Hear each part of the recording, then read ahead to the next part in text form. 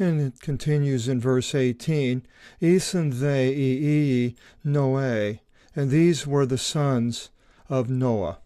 E exelthontes ek tis kivotu, the ones coming forth from out of the ark. Sem, Ham, Iapheth, and we will be going more into detail on these three in verse 10. Ham they in patir Canaan. Verse 19, Tris uti isin ii Noah. Tree, we have tri, three. So we'll underline that one there. And father, patir, paternal. It's a derivative there. These three are the sons of Noah. From apo-tuton, from these, the Aspari son, epi pasantigin, were disseminated. From these were disseminated upon all the earth, and I have men in italics because it's obvious that's what it's talking about. And verse 20, irxato Noe anthropos georgos gees. And Noah, the man, began to be a farmer of the land. Anthropos, man. And then georgos, we have the word jarge, means farmer. Of the land. Ke Ephitevson Ampelona, and he planted a vineyard. Verse 21. Ke Epin ek to Inu, and he drank from the Inu, vino, wine. Ke Emethisti, and became intoxicated from this methi. We have methyl alcohol. Ke Egim nothi, in toiko av tu, and became naked in his house. Gymno, we have gymnasium, is a word meaning naked. There are other people that were mentioned in the Bible that were naked. Saul, it mentions in 1 Samuel 19:24, was naked among the prophets, and it became famous saying in Israel. And then in Isaiah 20, Verse 2, it mentions Isaiah becoming naked at the command of the Lord. And so God commanded him to remove his clothes. John 21:7, Peter was in the boat naked, fishing, and this was probably a common practice when it was hot in the ocean with a bunch of men. So nakedness was not unusual, and why this whole story here takes on a different turn, we'll go into a few other places here in a second, but let's go down to the next verse in 22, and it says, Ke ide ham o patir Canaan tin gymnosin tu patrosav tu. And Ham, the father of Canaan, looked at the nakedness of his father, and Ke exelthon aningile tis disin adelphis af tu exo. And going forth, he announced it to his two brothers outside. Adelphis is there's a derivative there at Philadelphia. Announced it to his two brothers. In verse 23, Ke lavon tasim ke Iapheth to imation.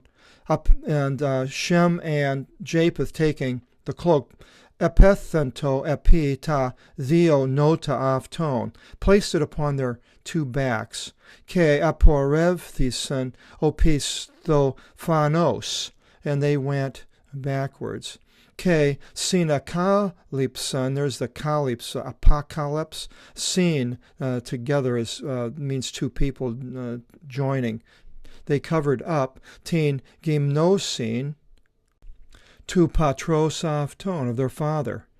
Ke to prosopon af ton opis thophanos, and their face was backward. And ke tin gymnosian tu patros af ton uk edon, and they did not look at the nakedness of their father. Verse 24, Exenipse they Noe apo tu inu. And Noah sobered up from the wine, inu. Ke egno osa epis and afto o eos aftu o neoteros. And knew as much as his younger son did to him. Now here's the key, I believe, is we go into I think I'm going to try to show where nakedness equals indecency, and indecency equals illicit sexual relations. And if we go into the book of Ezekiel first, we will see in verse 39 it says, "Okay, and I will deliver you into their hands, and they shall raise your place of harlotry, and demolish your base, and take off your garments, and take the items of your boasting. They shall leave you naked and indecent." So the indecency to me, and there's many other places in 16:7 and 22, and also in 23:29 of Ezekiel, it all ties nakedness with this 807 indecency. And then, if we go into the book of Leviticus, in verse 18, there's just tons of words that it says, a man shall not draw near to any family member of his flesh to uncover their decency. Well, here's a figure of speech. It's to uncovering their decency, we see now, is having sexual relations. And it's obvious if you go through the 18th chapter of Leviticus from 6 to 19, all the people that you're not to have sexual relations with, and it's uncovering the indecency. So I believe this is what it's talking about with Ham, uncovering the indecency of a father. And then it continues in verse 25, "Ke ipen epi kataratos Canaan, Pes iketis estetis adelphis avtu." And he said, "Accursed be Canaan, a child. He will be a domestic servant to his brothers." And it wasn't Ham, but it was the son, Canaan, that it was the cursed.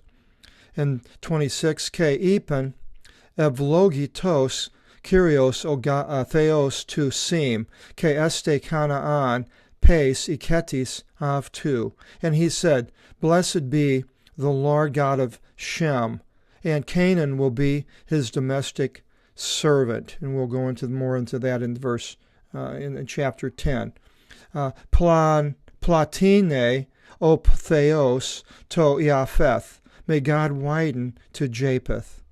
Ke katikisato entis skinomasi to Sem. And let him dwell in the tents of Shem. And Shem is the line of where the Jews and Jesus is mentioned. Ke geni theto Canaan Pes avton. And let Canaan become their servants. In verse 28, "Ezi say they Noe metaton cataclysmon triacosia pentikonta eti." And here we got the kosia and the konta. The kosia is 100, so it's tria, 3, and the pente is 5, and the onta is the t, eti. 9:29. "Ke agenonto pase e imere Noe enacosia pentikonta eti, ke apethanen." And all the days of Noah were 950 years, and he died. And this ends the 9th chapter. In chapter 10, we'll be going into the genealogy of the people that survived the flood. Very interesting. Hope you will join us. God bless.